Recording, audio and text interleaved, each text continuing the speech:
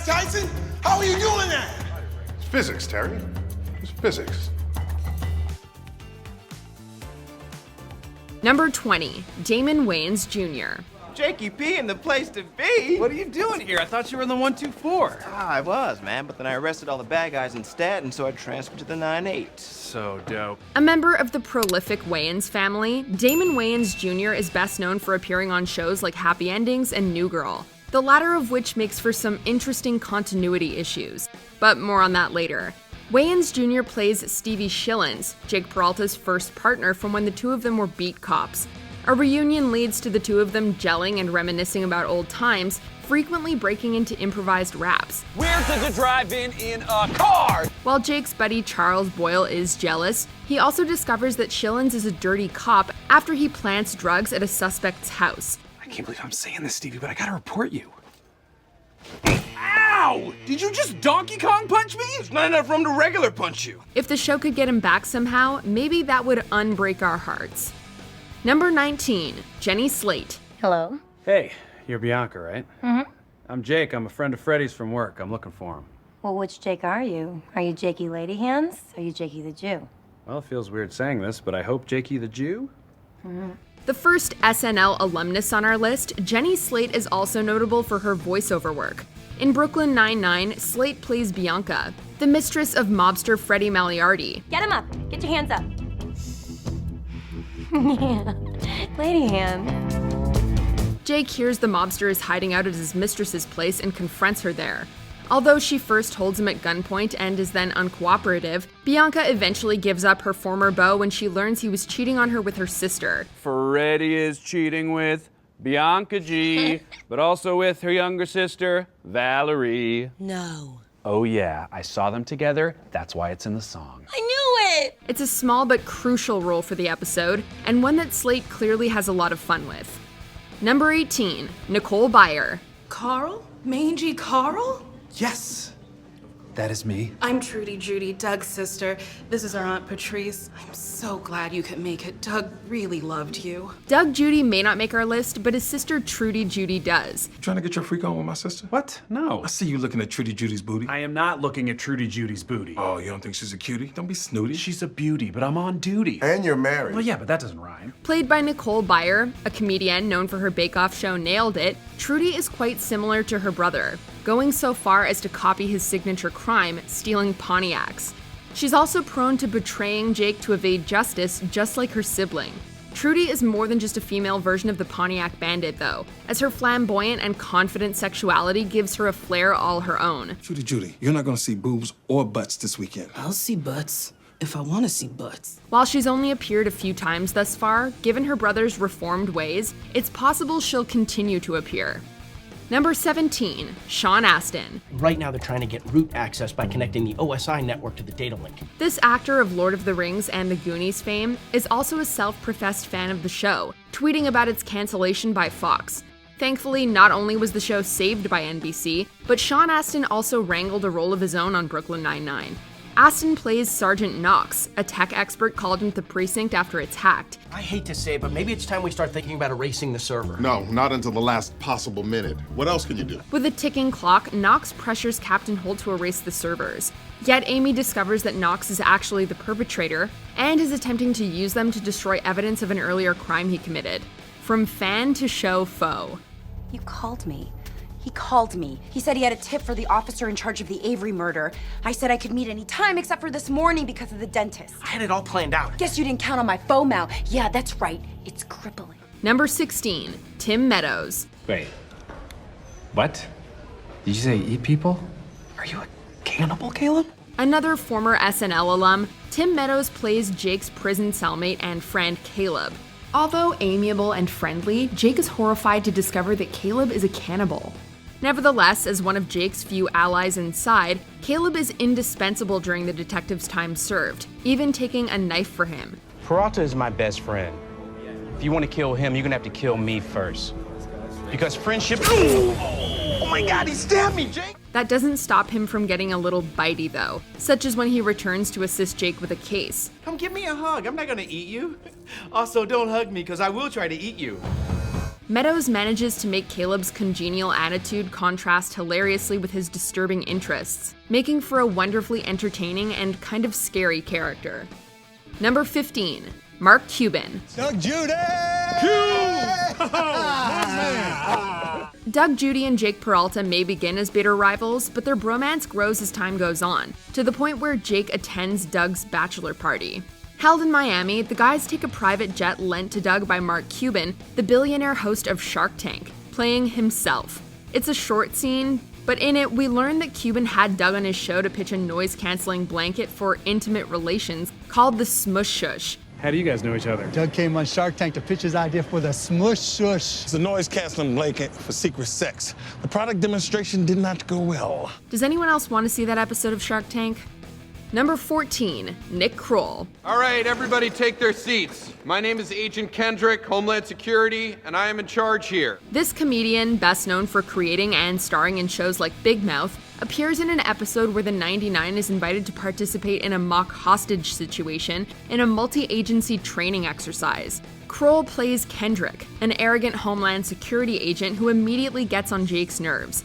After Kendrick assigns the precinct to be hostages, Jake leads a rebellion and they become the hostage takers, eventually culminating in a showdown between him and Kendrick. You trying to goad me, Peralta? Because I'm in charge here and I don't have to engage with mall cops. But I will. Kroll does a great job making the snarky DHS agent both funny and easy to dislike. I'm already 10 pounds heavier than the picture she saw. Okay. Just to clarify, those are your last words? Because I'm about to shoot you. Ow! What? Number 13, Kathryn Hahn. Hello, Chunk. Heard you want your sperm. You're gonna have to go through me. An actress and comedian known for films like Bad Moms, Kathryn Hahn plays one of Brooklyn Nine-Nine's worst characters, Charles's ex-wife, Eleanor Horsewheel. Oft mentioned but only seen once, Eleanor manipulates and torments her former husband. Hey! Do you threaten that 90-year-old man for me yet? But the guy you hit was 90? Yeah, and you would know that if you had talked to him, which obviously you did not. So goodbye. In her thus far only on-screen appearance, Eleanor takes Charles' sperm hostage after learning he wants to use them to have a child, attempting to use them as blackmail in order to get him to have charges against her dropped. And this is the other one. Or rather, it was the other one.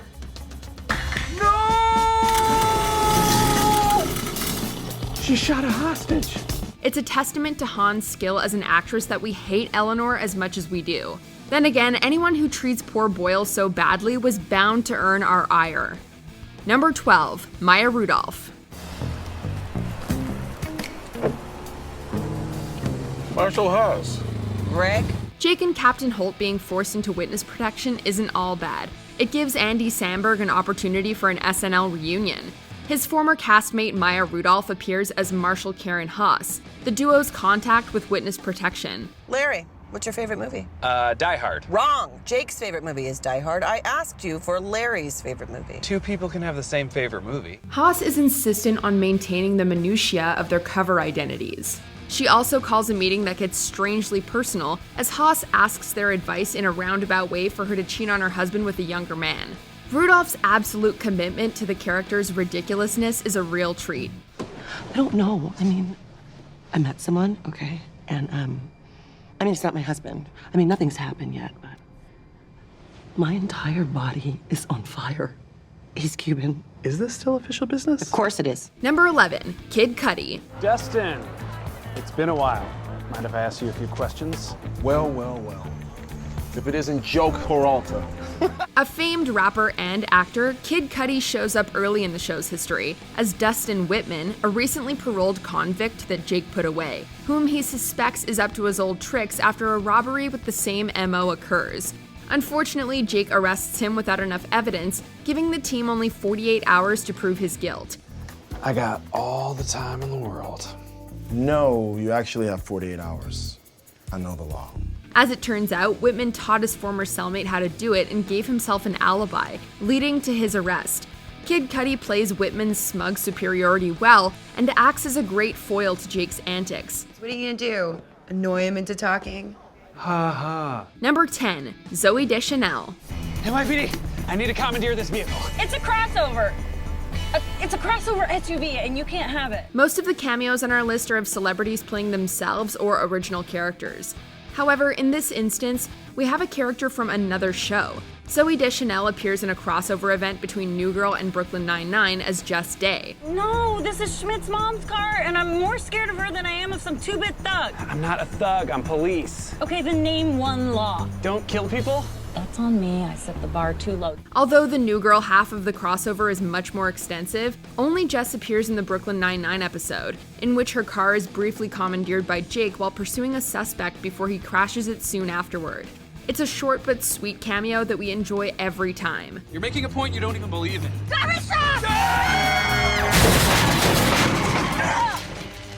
Number 9, Nathan Fillion. Hi. Mark Devereaux. He plays Detective Cole Tracker on the show. Yeah, he does. And if I know Cole Tracker, the next thing you're gonna say is, So what's it gonna be? Rock, paper, scissors, or gun? You watch the show. I like that. In a nice bit of meta humor, Nathan Fillion, an actor known for appearing on cop shows like Castle and The Rookie, appears as an actor on a cop show within the cop show Brooklyn Nine-Nine. Everybody follow that? Fillion plays Mark Devereaux, an actor on the Law & Order-like Serve and Protect, who injects himself and Rosa and Jake's investigation into the theft of a laptop on the set. Isn't this the case the laptop was in? Yes, but in real life, when we handle evidence, we gotta wear gloves. Never wear gloves on the show. The fans will love to see my fingers. Devereaux's hapless belief that he can do their jobs because he plays a cop on TV is hilarious, and also acts as a good red herring, since it turns out he's the culprit responsible. That's my move. Oh, I'm aware. You told us you never wore gloves when you picked up Cassie's laptop bag. A double tracker. Number 8, Fred Armisen. Hello. Hello. What's your name? My name? Milipnos. Can you spell that, please? M-L-E-P. Clay. Did you say Clay? Yes, the clay is silent. Another SNL castmate of Andy Samberg's, Fred Armisen makes several cameos as a bizarre foreign man named Milipnos, who's from a fictional country. Encountered by Jake and Amy several times while canvassing doors, Milipnos has a number of odd qualities, such as spelling his name with a silent Clay or singing songs about a dog's loss of virginity. This song is a celebration song for when a dog loses its virginity. Who checks that? He even makes an appearance at Jake and Amy's wedding playing the violin, although he claims not to know either of them. Guitar. Holy crap, Milipnos plays like an angel. Armisen's shy and weird demeanor helps make the minor character very memorable. Number 7, Lin-Manuel Miranda. David and I both arrived an hour early. We're sharing a French onion. Best known for his work composing and starring in the musical Hamilton, Lin-Manuel Miranda guest starred on Brooklyn Nine-Nine as Amy Santiago's brother David. So she's about to jump. And I say, hey, I can't tell you this world is a good place, but I guarantee you it's better with you in it. And she climbs down off the ledge and she gives me a big hug. And that was before she won the Oscar? I don't know, I don't really follow pop culture. Much like his sister, David is a chronic overachiever and is even less humble than Amy is. Naturally, this drives her nuts, leading her to be happy instead of upset when David is framed for cocaine possession. So David, did you get fired, or is there gonna be like a hearing? She's asking so she can be there to support you. Oh, yeah, I wouldn't miss it. I'm so excited. While trying to clear his name, the two of them remain competitive, but they eventually become closer. I'm also a better dancer than you. Ames, you have badly misjudged your own abilities. You think you're better than me? Oh, damn. She's got a shot. We just wish David had gotten a chance to sing and show off Miranda's impressive pipes. Number 6, Nick Offerman. Happy Thanksgiving. A dry comedic actor most famous for his time as Ron Swanson on Parks and Recreation, Nick Offerman is also deadpan funny on this show too. Offerman plays Frederick, an OBGYN and Captain Holt's ex-boyfriend.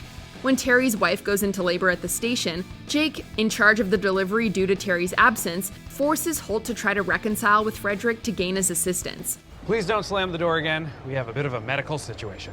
I wish I could help, but unfortunately, I have a bit of a wooden duck situation. Excuse me, what now? Still on about the duck, Frederick? The disappearance of a wooden duck apparently led to their breakup, though we can see Holt's attraction in the first place given that glorious beard. Hey, what took so long? Is she okay? Yeah, I was just telling her the entire duck story, now that it finally has a satisfying ending. Number 5, Bill Hader. Hello, I'm your new commanding officer, Captain Seth Dozerman. Yet another ex-SNL cast member, Bill Hader has amazing range, and he delivers an intense performance as Holt's temporary replacement, Captain Seth Dozerman. I have no use for people. I find people weird and confusing. I live my life by numbers. You see this watch? It tells me how many calories I burn at any time. Perhaps even more serious and productivity-focused than Holt is, Dozerman has a cardiac event within minutes of introducing himself to the squad. I'm having a heart attack. Yeah, I'm having a heart attack. Get back to work. Get a doctor! This barely slows him down, though, as Dozerman continues making draconian attempts to increase efficiency around the precinct, even briefly bonding with Jake over it. When you stare death in the face, as I have, it really puts things into perspective. Namely, that I've been wasting too much of my time farting around! So that stops now! However, catching Jake and Amy kissing in the file room sends him into a full-blown meltdown that gives him a fatal heart attack. As much as we would have loved to see Bill Hader appear more in the series, we don't think our hearts could take it. And I'm gonna be here a long... Oh, this is a heart attack. This right here, this is a heart attack. Ooh, it's a big one. Ooh.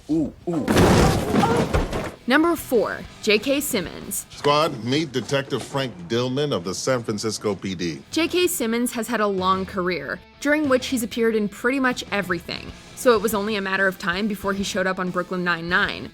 When an apparent prank gone wrong explodes on Jake's desk, Holt calls in his experienced detective friend, Frank Dillman, to solve the who has done this that ensues. Seemingly unflappable and able to deduce everything about someone just by meeting them. Now, based on your reaction, I know every single thing about you as a person. That can't be true. Dillman pins the blame on Jake after finding a receipt for the materials in his bag. However, Jake then proves that Dillman framed him, as he's no longer even a detective and now works at Yarn Barn. Just to double back. My God, he's double backing Dillman. How could the best detective that Holt's ever worked with make such a mistake? I wondered myself, so I made a few phone calls. It turns out Dillman was fired by the SFPD. I guess he rubbed the brass the wrong way. Not only that, but he's currently working part-time at Yarn Barn, a hobby shop in Albany. I have his manager on the phone right now. Frank, what is going on? You have a ship tonight. You know I have finals. Number 3, Reginald V Johnson. Jake Peralta loves Die Hard. This is no secret. So Jake is thrilled when he learns from Charles Boyle that actor Reginald V Johnson, who played Sergeant Al Powell in Die Hard, was part of his bachelor party, with the actor playing a fictional version of himself. Oh my god, it's Reginald V Johnson! What's going on? Who are you? I'm Jake Peralta. You were part of my bachelor party tonight. Oh, you're the jerk who didn't show. He knows who I am. Unfortunately, Jake skipped out on that part of Boyle's carefully constructed evening, leading him to turn to V Johnson for help when Charles leaves after finding out they cheated. This is where he told me to wait for you. Oh my god, this is the corner where John McClane met Zeus Carver in Die Hard 3! V Johnson's dislike for Jake for not showing up builds to the point where he considers him an enemy for life and is willing to badmouth him to Jake's idol Bruce Willis. Now, there's a cameo we need. You made an enemy for life, and I'm telling Bruce Willis you suck. Number 2, Sterling K. Brown. I'm Philip Davidson. Detective Jake Peralta asked me to drop by. The dentist who murdered someone. Spoiler alert, they think you did it. Known for his work on the drama This Is Us, among other roles, Sterling K. Brown made a dramatic impact on Brooklyn Nine-Nine during his singular appearance on the sitcom. Brown plays Dr. Philip Davidson, a dentist suspected of murder who is interrogated by Captain Holt and Jake throughout an entire episode. 7 p.m. Talk with Philip about... Missing meds. Ooh. Did I get that right? Yeah.